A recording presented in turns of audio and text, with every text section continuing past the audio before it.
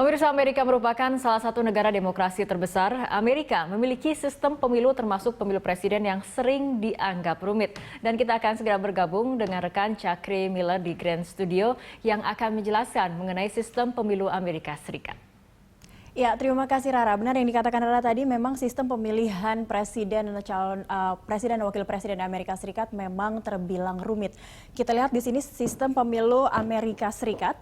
Secara umum, Amerika memiliki 5 pemilu dan pemilihan presiden dan wakil presiden dilaksanakan selama 4 tahun sekali. Kita lihat pemilu presiden di Amerika Serikat, pemilihan presiden dan wakil presiden dilakukan 4 tahun sekali. Sementara yang kedua ada pemilihan senat atau wakil negara bagian yang dilakukan 6 tahun sekali. Selanjutnya yang ketiga pemilihan anggota badan perwakilan 2 tahun sekali di tingkat negara bagian. Masih ada pemilu yang ketiga, pemilu yang keempat. Pemilu yang keempat adalah untuk memilih gubernur dan wakil gubernur. Sementara pemilu yang kelima adalah untuk pemilu memilih senat dan badan perwakilan di wilayah yang lebih rendah dari negara bagian. Untuk pemilihan presiden sendiri, ini dilakukan biasanya berlangsung di tahun genap seperti sekarang dilaksanakan di tahun 2016 dan dilaksanakan di minggu kedua bulan November sekitar tanggal 4 sampai 8 November juga sama seperti hari ini dilakukan di tanggal 8 November dan selanjutnya nanti setelah presiden terpilih dan wakil presiden terpilih akan dilantik pada 20 Januari di tahun berikutnya, ini artinya di 20 Januari 2017. Dari sekian banyak pemilu yang dilakukan, kita fokus pada pemilihan presiden dan wakil presiden yang dilaksanakan selama 4 tahun sekali. Amerika Serikat ini paling menyita perhatian adalah pemilu presiden. Inilah yang menentukan siapa yang akan menguasai atau siapa yang menjadi penguasa Gedung Putih untuk 4 tahun ke depan. Pemilu presiden ini diawali dengan pemilu pendahuluan atau primary di negara bagian tertentu yang menggunakan pola kaukus. Pemilu pendahuluan ini digelar di bulan Januari hingga Juni di tahun berlangsungnya pemilu. Dan tahun ini, primary pertama diadakan di kaukus Iowa pada 1 Februari lalu. Lalu disusul juga di New Hampshire, lalu South Carolina, dan Nevada.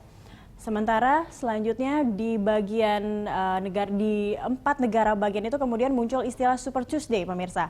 Seperti pada 1 Maret lalu, di mana 12 negara bagian secara serentak mengadakan pemilu pendahuluan. Nah, ini selanjutnya pemilu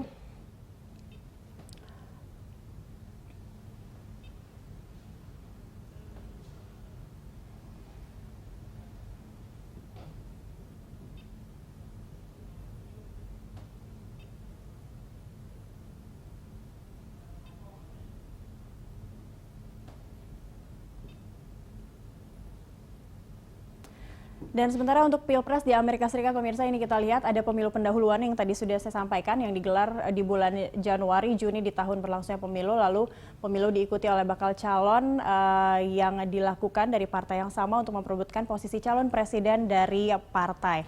Dan selanjutnya dipilih juga simpatisan partai di setiap negara bagian dan peraih suara terbanyak akan dinobatkan sebagai calon presiden di konvensi bulan Agustus sampai September.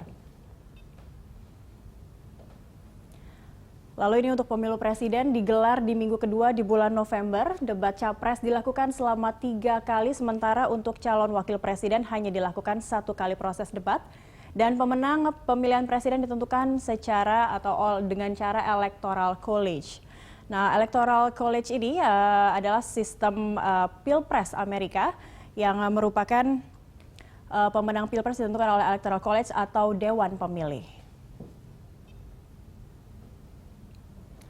Yang selanjutnya, kendati disebut sebagai pemilihan presiden langsung, pemenang pilpres Amerika tidak ditentukan oleh suara terbanyak rakyat peserta pemilu. Kita akan lihat seperti apa sistem penghitungan suara untuk pemilihan presiden di Amerika Serikat. Yang pertama, pemenang pemilihan presiden ditentukan oleh lembaga Electoral College. Electoral College ini di setiap negara bagian berbeda jumlahnya.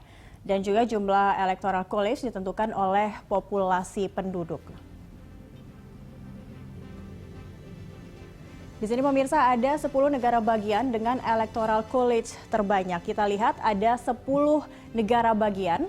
Yang pertama yang terbanyak adalah California dengan 55 suara electoral college.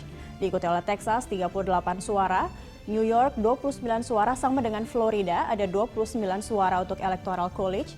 Illinois ada 20 suara, Pennsylvania ada 20 suara, Ohio 18 suara, Michigan ada 16 suara, dan sama dengan Georgia 16 suara, dan yang terkecil North Carolina dengan 12 suara untuk Electoral College di 10 negara bagian di Amerika Serikat.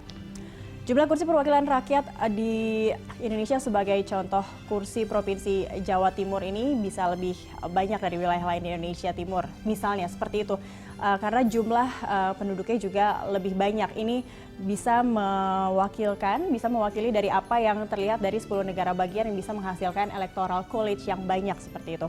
Ada beberapa negara bagian juga. Dan selanjutnya pemirsa, terkait penghitungan suara Pilpres Amerika Serikat. Saat pemungutan suara Pilpres, rakyat Amerika Serikat memilih partai di negara bagian yang akan mengirimkan wakil ke Electoral College. Bulan Desember, Electoral College berkumpul di ibu kota negara bagian untuk memilih calon presiden mereka.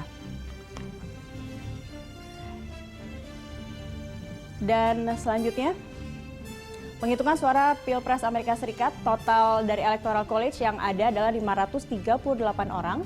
Namun untuk memenangkan Pilpres hanya butuh minimal 270 suara untuk menang menjadi Presiden Amerika Serikat. Masih ada cara penghitungan suara di Pilpres Amerika Serikat lainnya, yang selanjutnya calon presiden dan wakil presiden tidak perlu menang mayoritas di seluruh negara bagian untuk memenangkan pemilihan presiden. Karena jumlah suara Electoral College yang dihitung bukanlah jumlah suara pemilih. Dan selanjutnya, dalam sejarah Amerika Serikat pernah 3 kali terjadi calon presiden kalah dalam perolehan suara di pemilihan rakyat, namun justru menang di Electoral College. Nah, kasus terakhir ini terjadi pada pemilu 2000, di mana Al Gore yang unggul 500.000 suara dari George W. Bush di pemilihan rakyat, sementara Bush sendiri meraih 270 suara di Electoral College. Seperti yang tadi diinformasikan, Electoral College hanya butuh minimal 270 suara untuk menang menjadi Presiden Amerika Serikat. Dan dengan hasil tersebut, Presiden Amerika Serikat saat itu, George W. Bush, menjadi Presiden Amerika Serikat. Dan seperti itulah gambaran dari sistem pemilu atau pemilihan presiden di Amerika Serikat. Dan kembali ke Rara di studio. Ya, terima kasih Cakri Miller dengan paparan mengenai sistem pemilu di Amerika Serikat.